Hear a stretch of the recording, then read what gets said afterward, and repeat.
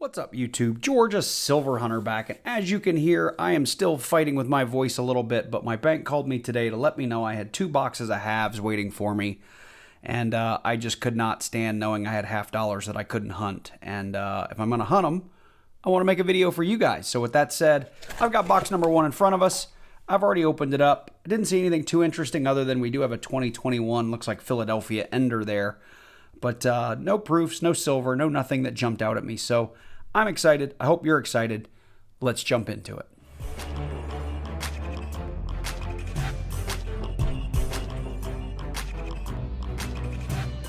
So like I said, I'm still recovering from a little bit of a sinus drainage issue that I had that got down to my vocal cords, and so my voice is suffering a little bit, but I sound a lot better today than I have over the last 2 or 3 days. And I wanted to get back to making a few videos for you. I don't know when this will come out, so I've got a couple of ideas and things I'm doing, or I'm trying to do for videos. So one of them is I will post more about this on the channel, but I am going to do my first dollar coin hunt here in the next week or so. I put in my order today for a box, and we'll see what shows up. Hopefully they actually get it, because sometimes when you order that stuff, it won't come in. So anyway, I think that's pretty cool, and I've got a quarter box battle that I got coming up, and maybe it's already posted by now. We'll see. I don't know the order of these videos that'll come out, but that's going to be kind of exciting. And you may have noticed on the channel, while I didn't have my voice the last 3 or 4 days, I have been toying with shorts. And for those of you that maybe found my channel through those shorts and you're wondering, how is that guy posting videos every single day finding all this crazy stuff? I've had to answer this question a couple of times in the comments. Those were not, finds every day that a short was posted. That was me salvaging old content and posting it just to see how shorts did, how many views I would get, how it would drive subs, what did the revenue look like, those kinds of things. So if you look in the description of those shorts, so if you go to my channel, you can see them all. But if you go in the description, I do post the links to the full videos. So if you want to catch the entire video, you're welcome to, because some of those shorts were just a minute out of a 40-minute video where we found some crazy, crazy stuff outside of what I put in the shorts. So anyway, with that said, I've just been sitting here opening rolls and not explaining what we're doing for the newcomers, but we are coin roll hunting. And the first step of that for me, typically for my videos, is I like to get through about 5 to 10 rolls on camera with me opening, so you can see these are, in fact, bank wrapped rolls, not monkeyed with, not affected or changed by me. And we are edge hunting, and we're just looking at those edges for silver in this first step, or anything real shiny. Like, we had a ender there that's a 2021 Philadelphia, a little ring of death on that. I don't collect these. They are relatively low mintage. Most coin roll hunters don't count them as NIFCs, or not intended for circulation coins. But according to Redbook, they are. The problem is that the U.S. Mint over COVID just started dumping those boxes into the banking system because of coin shortages and stuff like that. And so while listed as a not intended for circulation, millions and millions of them were flooded into the market. So that's 10 rolls. The other thing I'll mention to you, I will go back through these looking for mint errors. So like our DDOs, our no FGs, those kinds of things. And I do have a document in the description down below that is free for everyone to download and use. So feel free to go and get that, and it'll cover everything that I ever coin roll hunt on the channel. So if I do happen to find a mint error, I will be sure to bring you in, and we'll talk all about it, and I'll educate you why it's important, how much it's worth, and what exactly makes it an error. So with that, I'm going to go off camera and look for some of those. If I find one, I'll bring you back in. Otherwise, I'll keep hunting until we do find something. So this is still the part of the first 10 rolls we laid out. It's technically roll number 4, because roll number 10 I put here and already went through it. But if we're counting what I've done, this would be our 6th roll actually hunting. But we've come across our first NIFC that we would hang on to. Typically is this 2020 Denver, and actually pretty darn good shape. So a lot of times people ask me, are NIFCs valuable? Are they worth collecting? Well, they are all terribly low mintage. I'll put the mintage of this one down in the lower right-hand corner. They are low mintage. They just don't command a whole lot of money unless it's for a collector who's looking for a really high-quality one that you might have, or even a decent quality one, and they're trying to fill out an album. But To the average person, and even to a lot of collectors, this thing's only worth 50 cents, maybe $1. To a collector that just needs that for their book, you know, you might get $2 or $3 for it, but don't count on that. So I shouldn't have put the camera down, but very next roll, we've got our next NIFC, and it's a 2003 Denver. Again, I'll put the mintage on the screen just so you can see how low mintage they are. So we are getting through roll number 10, and we are at the very, very end of it, and I have a really good-looking 1974 Denver. We've got a little bit of chatter there on the face, but overall, a really nice-looking coin here.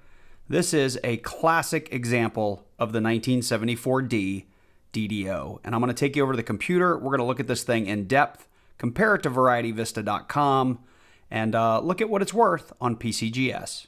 Okay, so first things first, let's look at this quarter under the scope. As you can see, this is live in real time in my quarter, but this is a perfect example of the 1974D double die obverse. And the easy way to identify it really is in the word trust, but there's a lot of other markers you need to become familiar with. And really what it is you can see doubling in the letters, right? So you can see multiple serifs. It looks like you have 2 of each letter.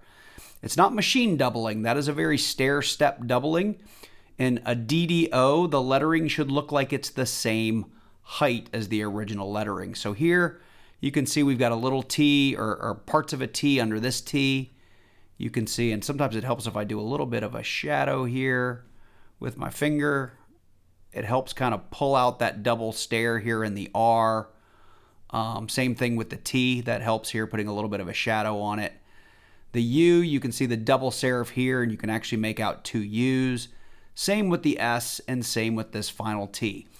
But the real easy telltale marker, if you're new to coin roll hunting, is in the number 4. Now this one's pretty strong. You can see some doubling in the 4 here in the main stem, but this little notch right here on the 4 is the easiest way to tell.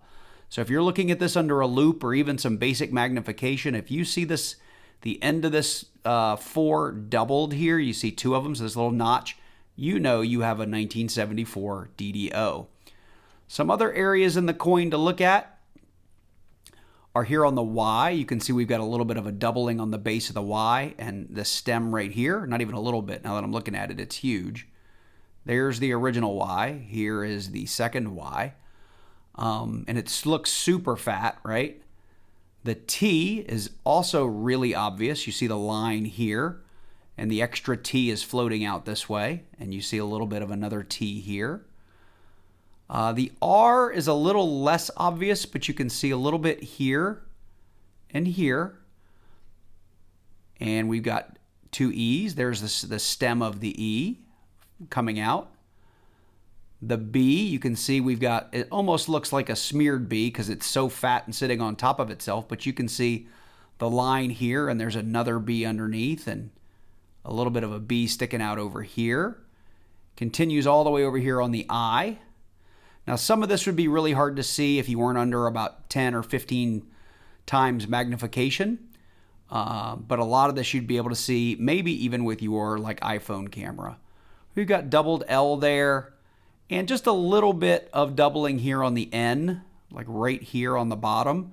But in general, In God looks really, really fat, which is another way to know if you've got some doubling going on.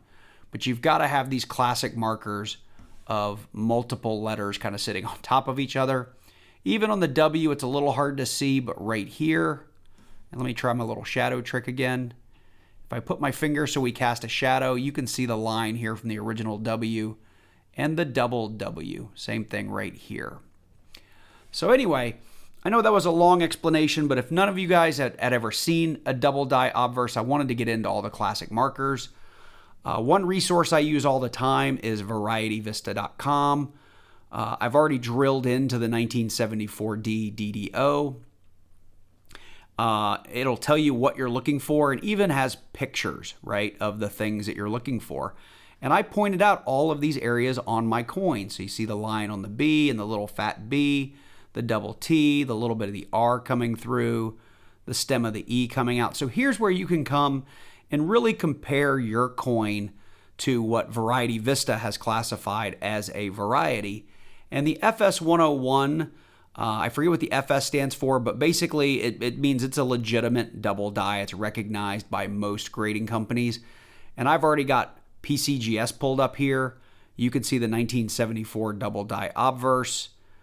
Here's the FS 101. And we can see in mint state grades, we're anywhere from a 34 to a, well, if you got an MS66, which we don't, excuse me, up to a $1,750 coin.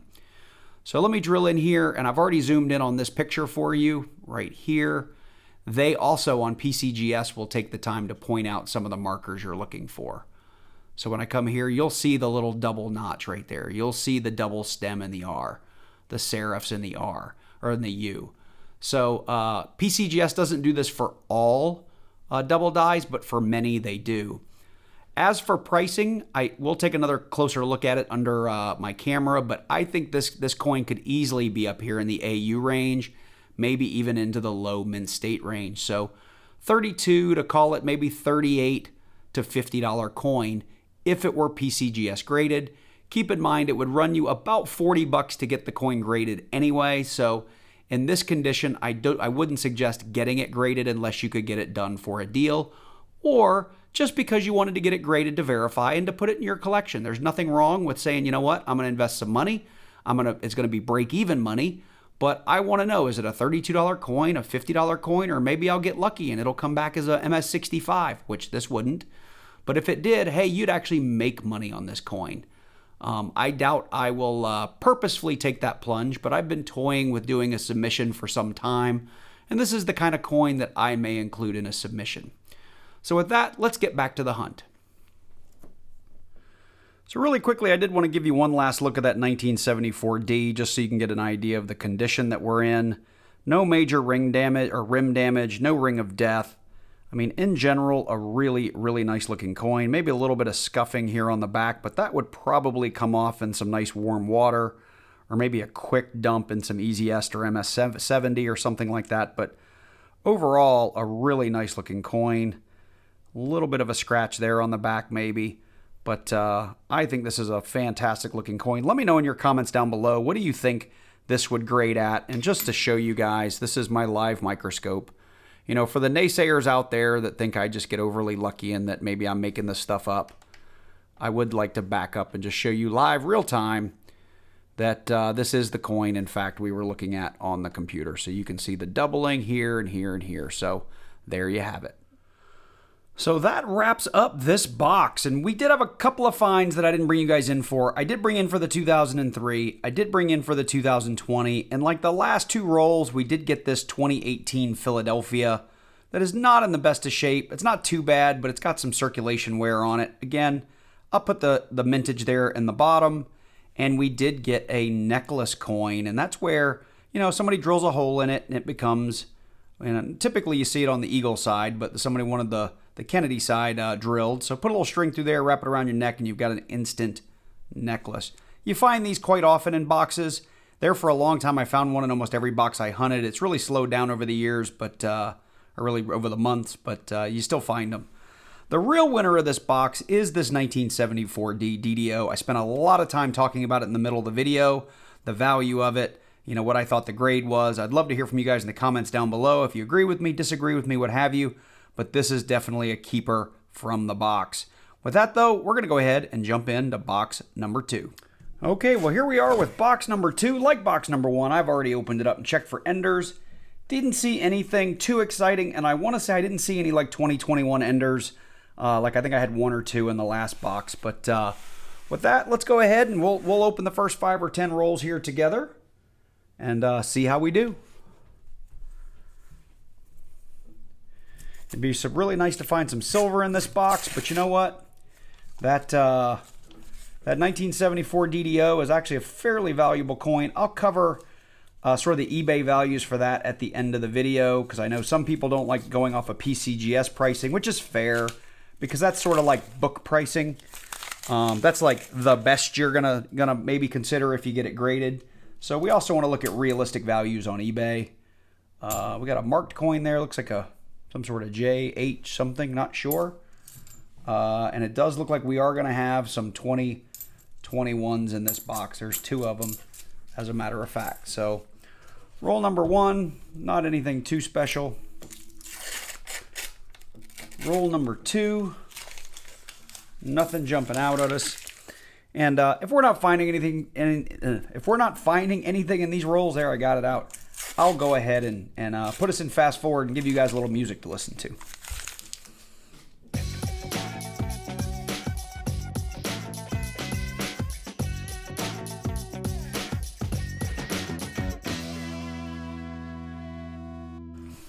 And here's roll number 10. So far, nothing too interesting in those first 9 rolls. And that continues for roll number 10.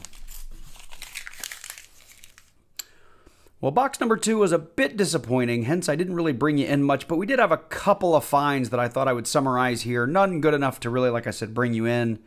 We did have 4 NIFCs and an Enchiladas E Street Cafe stickered coin, which most coin roll hunters find in every couple of boxes. Obviously, the sticker on this one's seen better days. But we had a 2003 NIFC, not intended for circulation. A 2009, looks like Philadelphia. And the last 2 or 3 rolls, we found most of this, actually. This 2012D is actually in pretty good shape. And we got a 2017 Philly in relatively good shape. I'll check to see if those might upgrade any of the books that I have that are in my store over at gacoinsandcollectibles.com. The rest of that stuff will go back. I did want to spend just a second talking about this 1974D DDO. I did look on eBay at some of the sold listings, and raw, this coin is going for, I saw some really bad, pretty poor condition ones going for like $1 or $2 with a few dollars in shipping. And I'll put some comps on the screen as I talk about this. All the way up to like some APMEX graded MS64s. I think we're going for about $100 or $89, $84, something like that. Sold. Now keep in mind that does cost you about 25 or 30 bucks to get this graded over at APMEX. They're a little bit cheaper than PCGS. I did see some that were raw that were in fairly good condition going for kind of that $9 to $10 to maybe $15 mark. That's probably where I would price this on eBay if I were to try to sell it. Honestly, I'd probably put it out there for 20 or 25 starting bid and see if anybody bid it up is what I would do if I were trying to sell it today, which I'm not. And I'd hope to get a couple of interested folks. And it may not sell or it may get a couple of bidders. Who knows? It all comes down to when you sell and how reputable your eBay account is and those kinds of things. But still a very, very cool find. I'm going to flip this up and add it to the collection. A lot of people used to ask me what is the most common error that I've ever found. And for a long, long time, this was it. When I was hunting Loomis boxes more regularly, I was finding these 1974D DDOs all the time. But since I now more or less go through Brinks boxes, I don't find them very often. This is the first DDO 1974 I have found in a long, long time. So welcome addition to the collection. So anyway, I hope you enjoyed this video. Apologies again for my voice. It may not sound too off to you on the recording. I know I'm still struggling to talk just a little bit, but I was glad to get back to doing a coin roll hunt, making some videos for you guys, getting some content out on the channels outside of doing those shorts. So anyway, if you did like this video, if you learned something, let me know. Drop on down below, click that like button and leave me a comment. And if you're new to coin roll hunting or if you found this channel through maybe one of my shorts, let me know that down in the comments. But make sure while you're down there, you click on that subscribe button and then click on that little bell and select all so you get notified each and every time I do release a new video. Special shout out to my channel members. I did pick up a new one. Thank you, Shakerin, for joining at my $1.90, I think it's the $1.99 tier. Really appreciate that. That means you'll get to see this video just a little bit early before everybody else, before I post it public. So thanks again. Thanks to my other couple of members. Thank you guys so much. Anyway, look forward to doing, if I haven't already put it out before this video comes out, I am going to do a quarter box battle with Stackin', and I think it's Stackin' Pack is his name. And I'll put his logo up here on the screen. So look out for that video. That'll be coming up here in the next couple of days, hopefully, maybe middle of next week. We'll see how fast I can get to it. With that said, I hope you guys are doing well. Take care, and I look forward to seeing you in the next one.